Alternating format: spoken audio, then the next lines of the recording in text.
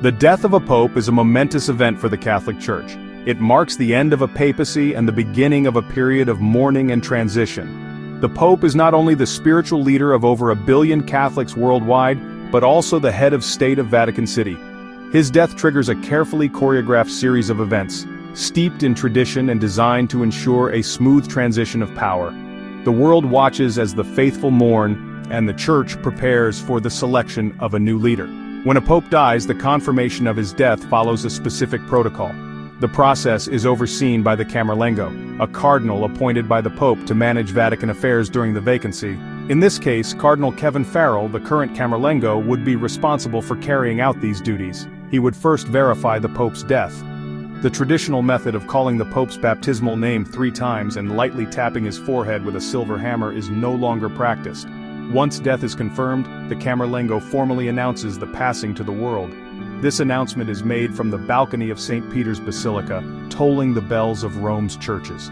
The news is then relayed through official Vatican channels and global media outlets, marking the commencement of the official mourning period and the interregnum, the period between papacies. The Camerlengo then takes possession of the Fisherman's Ring, the Pope's official seal, which is later destroyed in a symbolic act representing the end of the pontificate. He also seals the papal apartments, ensuring the preservation of the late Pope's personal belongings and documents. The Camerlengo's role is pivotal in these initial stages, as he assumes the administrative and spiritual leadership of the Church until a new Pope is elected. During the interregnum, the Camerlengo acts as the interim administrator of the Holy See. His powers, however, are limited. He can only handle routine matters, and any significant decisions are reserved for the future pope.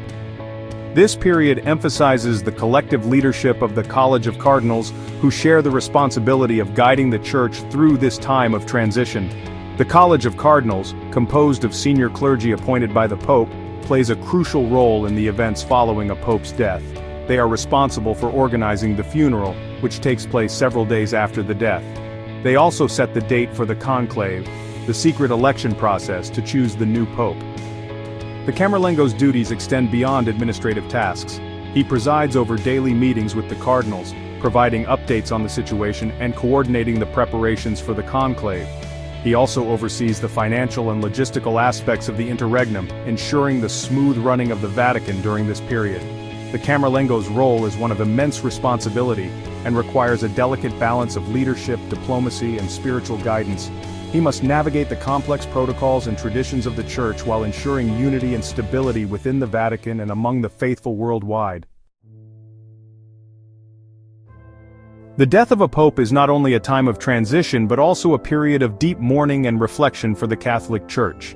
The rituals and ceremonies surrounding a pope's death are steeped in centuries-old traditions, reflecting the solemnity of the occasion and the reverence with which the papacy is held. Following his death, the pope's body is prepared according to traditional rites. He is dressed in papal vestments, a white cassock, red shoes, and a white silk stole, symbolizing his roles as shepherd, sovereign, and vicar of Christ. A white silk veil is placed over his face, and a copy of the Rogito, a brief biographical document outlining his life and accomplishments, is placed in a sealed pouch and laid by his side. The Pope's body then lies in state in St. Peter's Basilica, allowing mourners to pay their respects. Thousands of people from around the world flock to the Vatican, waiting in long lines for a glimpse of the deceased pontiff. The atmosphere is one of palpable grief, respect, and anticipation for the future of the Church. The funeral itself is a grand affair, attended by world leaders, dignitaries, and representatives from various religious denominations. The Mass is typically held in St. Peter's Square, presided over by the Dean of the College of Cardinals. Following the funeral, the Pope is laid to rest in the Vatican grottos, his final resting place among his predecessors. The conclave, the process of electing a new pope, begins approximately 15 days after the death of the previous pope. It is a time of intense prayer and deliberation for the cardinals, who are tasked with choosing the next leader of the Catholic Church. Secluded from the outside world within the Sistine Chapel, they participate in a centuries-old ritual shrouded in secrecy. The cardinals gather in the Sistine Chapel, its walls adorned with Michelangelo's breathtaking frescoes. The chapel is sealed, and the cardinals swear an oath of secrecy, promising not to reveal any details of the proceedings. The election process involves a series of ballots, with cardinals casting their votes in secret. To be elected pope, a candidate must receive a 2/3 majority plus one vote. After each ballot, the votes are counted, and the ballots are burned. Black smoke from the chimney above the Sistine Chapel signifies an inconclusive vote. The process continues, with multiple ballots cast each day, until a new pope is elected. When a pope is finally chosen, white smoke billows from the chimney, signaling to the waiting world that a new leader has been chosen. The newly elected pope then appears on the balcony of St. Peter's Basilica, where he delivers his first blessing, Urbi et Orbi, to the city of Rome and to the world. This marks the beginning of his papacy, a new chapter in the history of the Catholic Church.